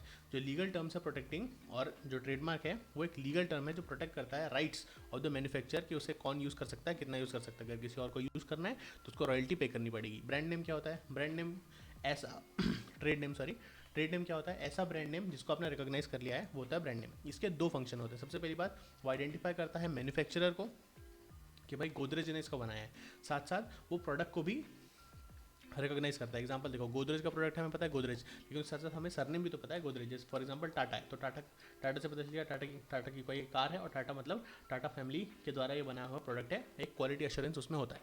अभी फंक्शंस ऑफ ब्रांडिंग। ब्रांडिंग के फंक्शंस क्या होते हैं कि आप प्रोडक्ट को आइडेंटिफाई करने में हेल्प करता है, प्राइस को अलग अलग कर, प्राइस डिफ्रेंसिएशन में हेल्प करता है, eliminates the limitation of the imitation of products. मतलब जब ऐसा होता है तो कोई प्रोडक्ट को ईजिली कॉपी नहीं कर सकता।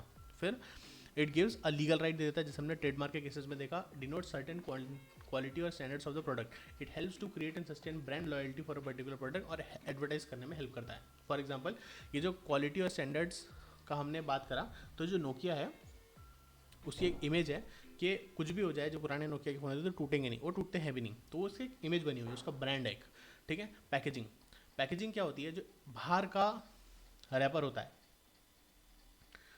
कंटेनर होता है ऑफ द प्रोडक्ट, उसे हम कहते हैं पैकेज।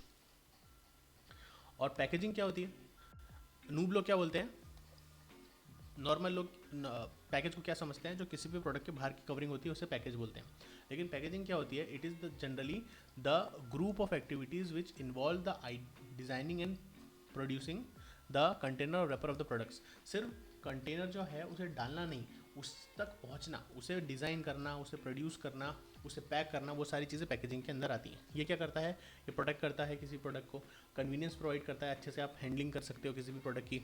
चॉकलेट के ऊपर रैपर होता है तभी उसे हम पकड़ पाते हैं, वरना हाथ खराब हो जाएंगे खरीदते time.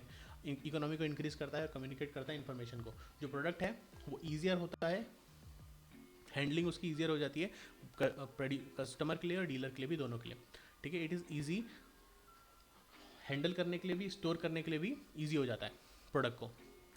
This also helps to keep the product clean and safe. ये टाइम बचाता है, पैसा बचाता है सेलिंग में, कस्टमर्स को अट्रैक्ट करता है और इन्वेंट्री कंट्रोल में बहुत ज़्यादा हेल्प करता है। कैसे कि कौन से टाइप का प्रोडक्ट कहाँ पर है, वो चीज़ आइडेंटिफाई करने के लिए बहुत हेल्प करता है। Kinds of materials use for packaging, कौन कौन से होते हैं, अर्दनवेयर, मटका जो होता है ना, कई सारी लिक्विड होती है, सुरा जिसे कहते हैं, जो वाइन होती है, अलग अलग टाइप की पदार्थ होते हैं, उसे अर्दनवेयर्स में रखा जाता है ताकि वो खराब ना हो। लिक्विड नेचर की जो चीज़ होती है, मिट्टी की चीज़ों में बना के उसे रखा जाता है। चाइना जार्स आपने देखा होगा, चाइना मेड बहुत सारे जार्स वगैरह होते हैं जो प्रोटेक्ट चीज़ों को लाइट से प्रोटेक्ट करते हैं और ब्यूटी प्रोवाइड करते हैं किसी प्रोडक्ट में। वुडन बॉक्सेस आपने देखा है स्ट्रॉन्गर, जब कोई ग्लास वगैरह की चीज़ें, बड़ी बड़ी चीज़ें जाती हैं, आम की पेटी होती है तो उसको हम लकड़ी के बॉक्सेस में डालते हैं। फिर कार्डबोर्ड कंटेनर्स, कागज़ के कार्डबोर्ड कंटेनर होते हैं जिसमें ज़्यादातर चीज़ें इसमें ही होती हैं। स्ट्रॉ बकेट्स क्या होते हैं, जो वेजिटेबल्स और जब आप सब्जी खरीदने जाते हो तो ऐसा प्लास्टिक का बकेट सा उनके पास रहता है। फिर गनी बैग्स, ये फूड ग्रेन्स के लिए बहुत ज़्यादा काम आते हैं, गोनी जिसे हम कहते हैं। ग्लास क्या होता है, लिक्विड प्रोडक्ट्स के लिए, कांच की बोतल होती है। टिन कंटेनर्स क्या होते हैं, quickly taking over gases, liquid products के लिए काम आता है। जो बहुत सारी गैसेज होती हैं, जो इंडस्ट्रियल ग्रेड की गैसेज होती हैं, वो सब आप कैंस में लेके जाते हो। ऑक्सीजन सिलेंडर्स होते हैं एग्जाम्पल उसके। टेट्रा पैक्स क्या होते हैं, जिसमें मिनट मेड वगैरह की आप जूस वगैरह पीते होगे तो टेट्रा पैक्स होते हैं, जिसमें वो ढक्कन सा होता है और वो प्लास्टिक और फॉइल का मिक्सचर रहता है। इसकी डिमांड कई इंडस्ट्रीज में रहती है। प्लास्टिक कंटेनर्स तो बहुत मोस्टली प्रेफर्ड होते हैं, ये बहुत ज़्यादा पॉपुलर है, कन्वीनियंट होते हैं, अपीयरेंस में अच्छे हैं और एबिलिटी टू रीयूज़ इनकी रहती है, इसके लिए बहुत लोग इसको प्रेफर करते हैं। लेकिन इन्वायरमेंटली हजार्डियस होता है, तो उसका एक बैलेंस आपके पास होना चाहिए कि कितना प्लास्टिक कंटेनर्स को यूज़ करोगे और कितना बायोडिग्रेडेबल आइटम्स को यूज़ करोगे।